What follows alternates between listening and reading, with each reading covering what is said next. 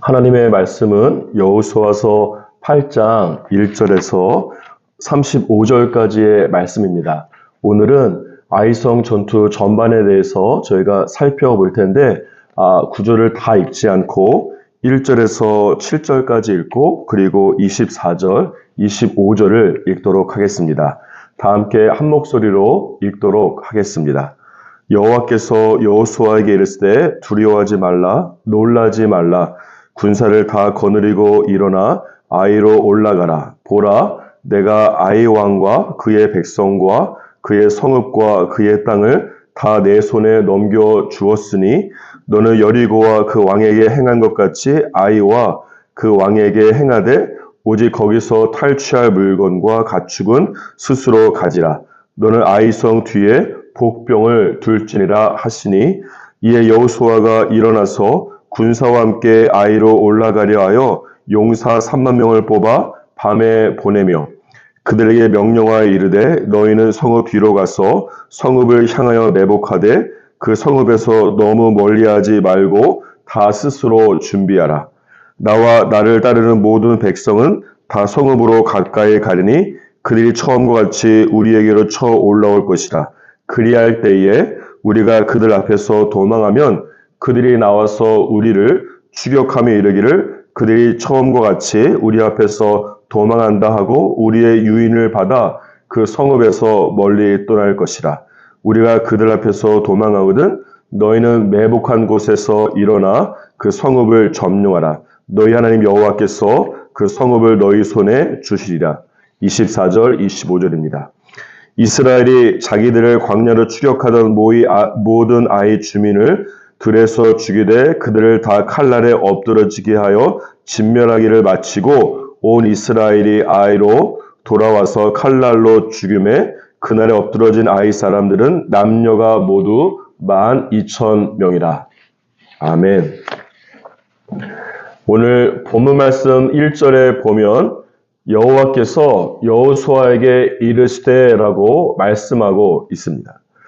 여호수아 7장에서는 아간의 범죄로 인해서 하나님께서 침묵하셨고 또한 하나님께서 이스라엘과 함께하지 않으셨습니다. 그 결과 이스라엘은 아이성 전투에서 패배하게 된 것입니다.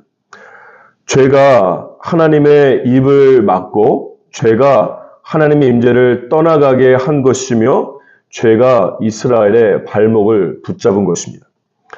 하지만 이스라엘이 아간의 죄를 제거하게 되자 하나님께서 다시 말씀하기 시작한 것이 오늘 여호수아서 8장 1절 말씀입니다. 누가복음 3장 3절과 4절 말씀에 보면 요한이 요단강에서 죄 사함을 받게 하는 회개 세례를 전파하니 선지자 이사야의 책에 쓴 바 광야에서 외치는 자의 소리가 있어 이르되 너희는 주의 길을 준비하라. 그의 오실 길을 곧게 하라라고 말씀하고 있습니다. 세례 요한의 사역에 대한 이사야 선지자의 해석에 대해서 말씀하고 있는 부분입니다. 이 말씀 안에 보면 세례 요한은 어떤 사역을 하였습니까? 누가복음 그 3절 말씀을 보면 죄 사함을 받게 하는 회개의 세례를 주었다고 말씀하고 있습니다. 그리고 이것에 대해서 이사야 선지자가 무엇이라고 말씀하는가 하면 4절 말씀을 보면 주의 길을 준비하는 것이고 주님께서 오실 길을 곧게 하는 것이라고 말씀하고 있습니다. 따라서 우리는 여기서 무엇을 알 수 있는가 하면 죄와 하나님의 길이 어떤 영적인 관계가 있는지를 깨닫게 되는 것입니다. 죄는 하나님의 길을 구부러뜨리는 것이고 죄에 대한 회개는 하나님의 길을 준비하는 것입니다. 이런 면에서 이스라엘이 아간의 죄를 제거했다라고 하는 것은 그동안 막혔던 하나님의 길을 예비하고 준비하는 것이고 그 영적 결과는 오늘 말씀 안에 보겠지만 하나님의 임재와 하나님의 승리가 다시 나타나고 있는 것입니다. 그러므로 오늘 여호수아서 8장 1절과 2절 말씀을 보시면 하나님께서 다시금 아이성 전투에 참여하시는 것을 볼 수가 있습니다. 뿐만 아니라 아이성을 어떻게 점령할지에 대한 하나님의 구체적인 전쟁 전략에 대해서 말씀하고 있고, 여호수아가 그동안 맡겼던 하나님의 음성이 그에게 다시 들려오게 된 것입니다. 이것은 마치 죄의 문제가 해결되자 그동안 맡겼던 본물이 영적으로 터지기 시작하면서 축복이 시작되는 것과 같습니다. 이것이 바로 회개의 능력입니다. 다시 말씀으로 돌아와서 1절 말씀을 다시 보시면 하나님께서 여호수아에게 이렇게 말씀하고 있습니다. 두려워하지 말라, 놀라지 말라. 이것은 바꾸어 말한다면 지금 여호수아의 마음 상태가 두려움으로 가득 차 있다는 것을 말씀하고 있는 것입니다. 왜 여호수아가 두려움을 가지고 있었겠습니까? 그 이유는 실패에 대한 두려움 때문에 그런 것입니다. 물론 아간의 죄 때문에 이스라엘이 아이성 전투에서 패배한 것이기는 하지만, 그럼에도 불구하고 여호수아는 자신의 리더로서 아이성의 정탐꾼을 보냈고 실질적으로 군사들 전투에 보냈다가 패배했기 때문에 그렇습니다. 이런 상황 속에서 하나님께서 여호수아에게 주신 말씀이 바로 여호수아서 8장 1절과 2절인데, 그 내용은 무엇인가 하면 군사를 모두 다 거느리고 일어나서 아이로 올라가라.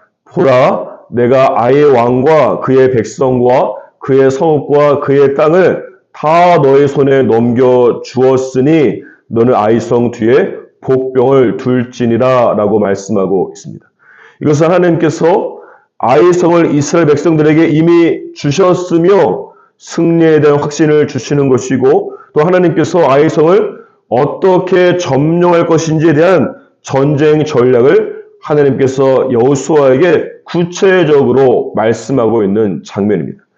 이것은 다른 말로 말하면 여호수아에게 두려움을 일으키는 생각들 하나하나에 대한 하나님의 말씀이 선포되어지는 것이고, 그 두려움에 대한 하나님의 맞춤 대답의 말씀이 선포되고 있는 것입니다.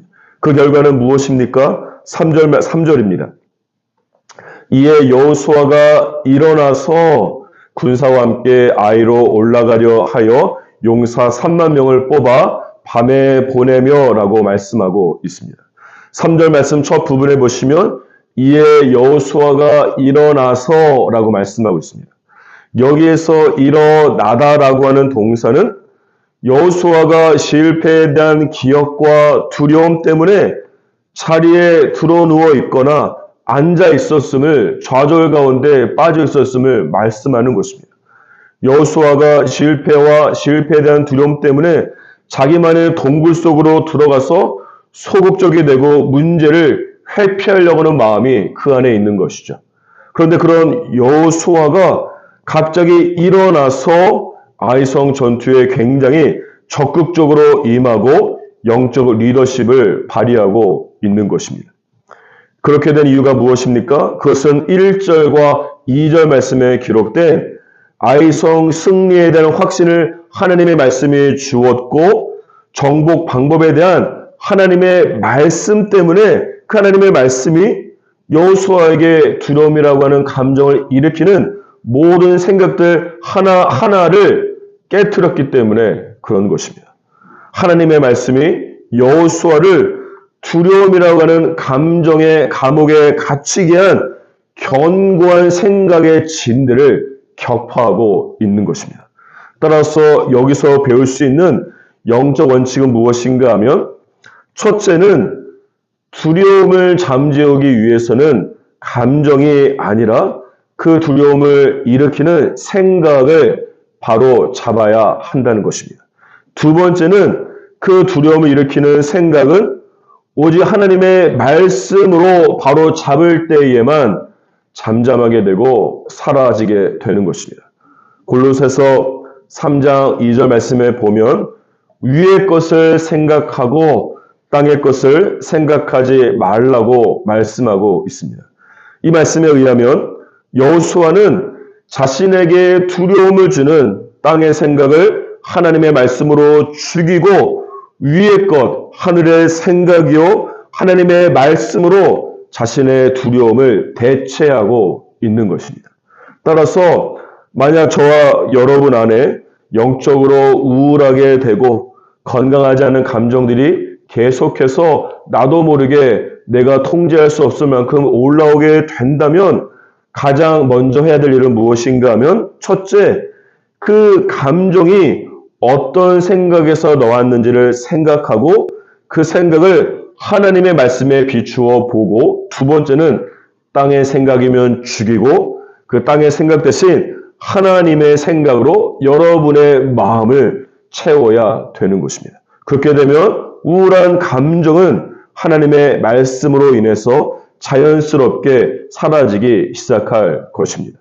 그러므로 아이성 승리의 영적인 키는 무엇인가 하면 여호수아 입장에서 볼 때에 생각의 전투에서 먼저 승리했기 때문에 가능했던 것입니다. 따라서 저희 또한 매 순간 생각의 전투에서 땅의 생각을 죽이고 땅의 생각을 하늘의 생각으로 바꾸는 경건의 연습이 매 순간마다 있기를 주님의 이름으로 축복합니다. 다시 말씀으로 돌아와서 3절에서 9절까지의 말씀을 보면 여호수아가 이스라엘 백성들에게 어떻게 아이성 사람들을 상대로 복병 전략을 펼쳐야 될지에 대해서 말씀하고 있는 장면입니다. 먼저 이스라엘 백성들 중에서 용사 3만 명을 뽑아서 아이성 뒤에 매복을 시키는 것입니다. 그러면 여호수아와 나머지 백성들이 아이성 가까이 올라가서 그들에게 싸움을 걸다가 첫 번째 전쟁처럼 패배한 것처럼 일시에 도망을 가는 것입니다. 그렇게 되면 아이성 사람들이 도망가는 이스라엘 백성들을 추격하기 위해서 모두 아이성에서 나오게 될 때를 틈타서 바로 그 틈을 타서 그 기회를 이용해서 매복해 있던 이스라엘 군사들이 성에 들어가서 아이성을 차지하게 되는 것이죠. 사실 저는 이 전략을 처음 들었을 때에는 약간 실망감이 제 안에 있었습니다. 아니, 하나님의 백성이 어떻게 싸우다가 도망을 갈 수가 있는가 하는 것입니다. 전쟁은 임전무태 아니겠습니까? 한번 싸우면 끝장을 볼 때까지 밀어붙이는 것이 전쟁이 아니겠습니까? 그것은 그렇다 치더라도 위대한 하나님의 군사가 복병 전략을 사용한다는 것이 말이 되지 않는 것 같았습니다. 요단강을 가르고 마른 땅을 밟아서 건넜으며 칼 한 번 휘두르지 않고 하나님의 초자연적 역사로 여리고성을 무너뜨린 명실상부한 하나님의 백성이 어떻게 복병 전략을 써서 그 성을 차지할 수 있다는 말입니까? 이것을 통해서 우리가 배울 수 있는 영적 교훈은 두 가지가 있습니다. 첫째는 하나님께서 하나님의 위대한 백성에게 후퇴를 명령하실 수도 있다는 것입니다. 우리는 우리의 자존심도 있지만 무엇보다 하나님의 이름이 실추되지 않으려면 후퇴를 하는 것은 옳지 않다라고 생각할 수 있을 것입니다. 왜냐하면 내가 후퇴하면 내가 붙잡고 있는 하나님께서 왠지 진 것 같고 내가 그동안 붙잡고 있었던 믿음이 실패한 것처럼 생각되기 때문에 그렇습니다. 그런데 오늘 본문 말씀 6절에 보십시오. 이스라엘 백성들이 도망한다라고 하는 표현을 사용하고 있습니다. 우리가 지금 있는 자리에서 계속해서 직진해도 모자랄 판에 갑자기 유턴을 하고 후퇴하는 것은 다른 사람들이 보기에 도망하는 것처럼 보일 수가 있습니다. 하지만 아무리 모양 빠지는 일이라고 할지라도 하나님께서 후퇴를 명령하시면 그것은 도망이라도 반드시 하나님께 순종하고 후퇴를 해야만 하는 것입니다. 하나님의 말씀에 따라 전진하는 것도 믿음이요. 하나님의 말씀에 따라 후퇴하는 것도 믿음이기 때문에 그렇습니다. 교회에서 보통 수련회를 갈 때에 영어로는 retreat을 간다고 이야기하지 않습니까? 그런데 이 retreat이라고 하는 단어는 원래 의미는 무엇인가 하면 후퇴라고 하는 의미가 이 retreat 안에 있는 것입니다. 영적으로 전진하기 위해서 세상에서 잠시 후퇴하는 것이 바로 수련의 리트릿이라고 하는 것입니다. 그러므로 우리가 전진하든 후퇴하든 가장 중요한 것은 무엇인가 하면 하나님께서 말씀하신 전진인가 하나님께서 말씀하신 후퇴인가라고 하는 것이 가장 중요한 것입니다.